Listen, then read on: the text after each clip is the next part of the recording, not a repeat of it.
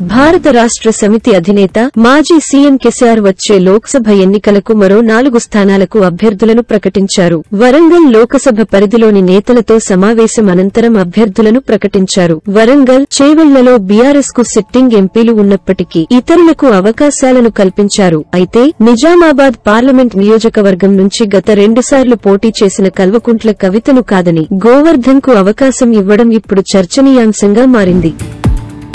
Telangana BJP 6 పేర్లతో రెండో జాబితాను విడుదల చేయగా అందులో 4 రోజుల క్రితం పార్టీ మారిన నేతలకు అవకాశం దక్కింది. బీజేపీలో చేరిన వారిలో సైదారెడ్డి, అజ్మీరా సీతారాం నాయక్, గోదాం నగేష్ ఉన్నారు. నల్లగొండ స్థానం నుంచి సైదారెడ్డి, మహబూబాబాద్ నుంచి ప్రొఫెసర్ నాయక్, ఆదిలాబాద్ నుంచి గోదాం నగేష్ పోటీ చేశారు. డీకే అరుణను మహబూబ్ నగర్ పార్లమెంట్ స్థానం నుంచి బరిలోకి దింపారు.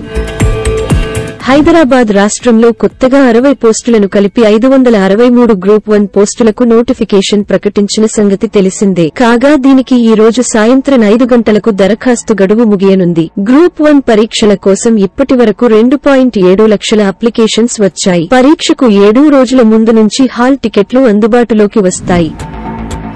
తెలంగాణ రాష్ట్రంలో 3 ఐఏఎస్ అధికారులు బదిలీ అయ్యారు. ఈ మేరకు ప్రభుత్వ ప్రధాన కార్యదర్శి శాంతికుమారి గురువారం ఉదయం ఉత్తర్వులు జారీ చేశారు. 3లో 2 శివలింగయ్య, మల్లయ్య భట్టు ఐఏఎస్లకు పోస్టింగ్లు రాగా అశ్విని తనాజీను బదిలీ చేస్తూ ప్రభుత్వం నిర్ణయం తీసుకుంది. రేపోమాపో ఎన్నికల కోడ్ రానున్న నేపథ్యంలో ఏపీ రాజకీయ పార్టీలు మరింత దూకుడు పెంచాయి. ఓవైపు అసంతృప్తులను బుజ్జగిస్తూనే మరోవైపు అభ్యర్థులను ఫైనల్ చేస్తున్నాయి. ఎన్నికలు సమీపిస్తున్న వేళ పార్టీలో అంతర్గపోరు, గ్రూప్ వార్ పై వైసీపీ అధినేత సీఎం జగన్ ఫోకస్ చేశారు. టికెట్ దక్కని వారితో పాటు గ్రూపులు, వర్గాలతో ఆందోళనలు చేస్తున్న నాయకులను పిలిపించుకుని మాట్లాడుతున్నారు. ఇదిలా ఉంటే అటు టీడీపీ అధినేత చంద్రబాబు సైతం రెండో జాబితాపై కసరత్తు చేశారు. నియోజకవర్గాల నేతలను ఉండవల్లి నివాసానికి పిలిచి మాట్లాడుతున్నారు. మంగళగిరి పార్టీ ఆఫీసులో పవన్ కళ్యాణ్ బిజీగా గడుపుతున్నారు. జనసేన అభ్యర్థుల జాబితాపై ఓవైపు కసరత్తులు చేస్తూనే పార్టీలో చేరికలను ప్రోత్సహిస్తున్నారు.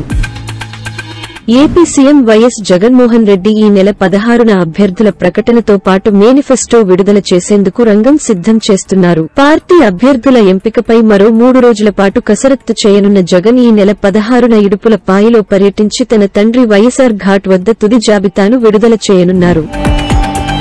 దేశ రాజకీయాల్లో తమిళనాడు పాలిటిక్స్ రూటే వేరు. అక్కడ అంతా ద్రవిడ భావజాలం, తమిళవాదం, భాషాభిమానం ఇవన్నీ కలగలిపిన రాజకీయం నడుస్తుంటుంది. తమిళనాడులో ఎప్పటినుంచో డీఎంకే, అన్నాడీఎంకేల మధ్య పోటీ నడుస్తూ వస్తోంది. రాజ్యసభ ఎన్నికల నేపథ్యంలో తమిళ సినీతారలు ఎవరి వ్యూహాల్లో వారు పడ్డారు. మక్కల్ నీది మయ్యం అనే పార్టీ పెట్టి పెద్దగా ప్రభావం చూపని కమల్ హాసన్ డీఎంకేతో పొత్తు పెట్టుకున్నారు. మరో నటుడు శరత్ కుమార్ కూడా ఎన్నికల వేళ కీలక నిర్ణయం తీసుకున్నారు. తన పార్టీని బీజేపీలో కలిపిన నటుడు శరత్ కుమార్ బీజేపీపై గంపెడాసలతో ఉన్నారు. ఇటీవల మరణించిన నటుడు డీఎండీకే అధినేత కెప్టెన్ విజయకాంత్ పార్టీ కూడా బీజేపీతో పొత్తుల కోసం చూస్తోంది. ఇలా స్టార్లు, వారి పార్టీలు తమ కెరీర్ను సెట్ చేసుకునే పనిలో పడ్డాయి.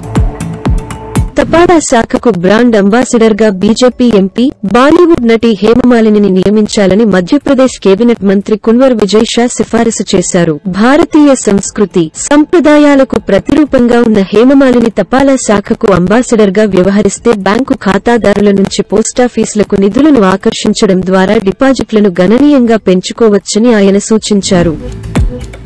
కాంగ్రెస్ పార్టీ అధ్యక్షుడు మల్లికార్జున ఖర్గే మాట్లాడుతూ ప్రజలు విరాళాలుగా ఇచ్చిన డబ్బును ఉంచిన బ్యాంకు ఖాతాలను ఎన్డీఏ ప్రభుత్వం స్తంభింపజేసిందని, ఆదాయపు పన్ను శాఖ ఆ పార్టీకి భారీ జరిమానాలు విధించిందని, కాంగ్రెస్ పార్టీ నిధుల కొరతను ఎదుర్కొంటోందని పేర్కొన్నారు. దేశంలో ప్రజాస్వామ్యాన్ని, రాజ్యాంగాన్ని కాపాడేందుకు ప్రజలు కలిసికట్టుగా నిలబడి రానున్న లోక్సభ ఎన్నికల్లో తమ పార్టీ విజయానికి కృషి చేయాలని ఖర్గే పిలుపునిచ్చారు.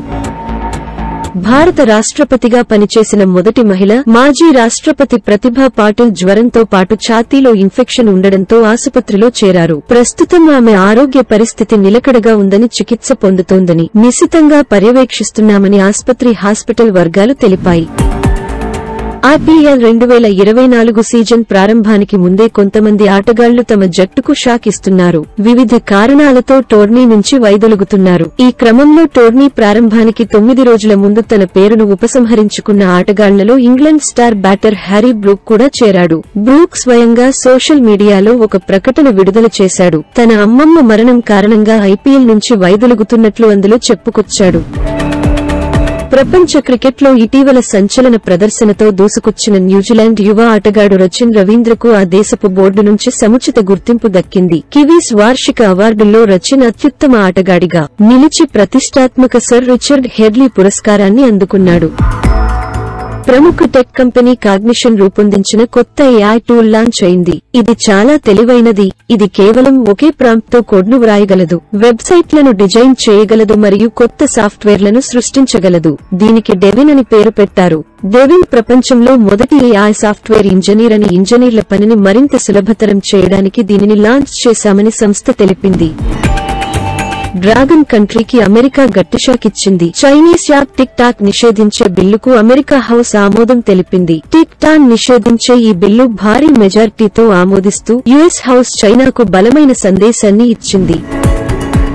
గత కొంతకాలంగా ఇనుప ఊపిరితిత్తులతో జీవిస్తూ వచ్చిన అమెరికాకు ఐరన్ లంగ్ వ్యక్తి 70 ఏళ్ల యవసులో ప్రాణాలు కోల్పోయాడు. టెక్సాస్ కు చెందిన పాల్ అలెగ్జాండర్ 6 ఏళ్ల వయసులో పోలియో బారిన పడిన పాల్ నాడీ వ్యవస్థ తీవ్రంగా దెబ్బతింది. చివరకు శ్వాస కూడా స్వయంగా తీసుకోలేని పరిస్థితి ఏర్పడింది. దీంతో అతడిని 600 మిలియన్ పౌండ్ల విలువైన యంత్రం సాయంతో శ్వాస తీసుకుంటూ జీవిస్తున్నాడు. హైదరాబాద్లోని Ramanthapur SBI branch manager Saidulu నకిలీ డాక్యుమెంట్లు సృష్టించి ఖాతాదారులకు తెలియకుండా 2,80,00,000 లూటీ చేశాడు. ఈ విషయానికి గమనించిన కొత్త మేనేజర్ పోలీసులకు ఫిర్యాదు చేయగా ఈ కేసు విచారణ జరుపుతున్న పోలీసులకు మరో షాకింగ్ విషయానికి తెలిసింది. సైదులు సూర్యాపేట SBI బ్రాంచ్లో పనిచేసినప్పుడు కూడా ఇదే తరహా మోసానికి పాల్పడి సుమారు 10 కోట్లు కొట్టేసినట్లు గుర్తించారు. ఈ కేసులో పోలీసులు మరింత దర్యాప్తు చేస్తున్నారు.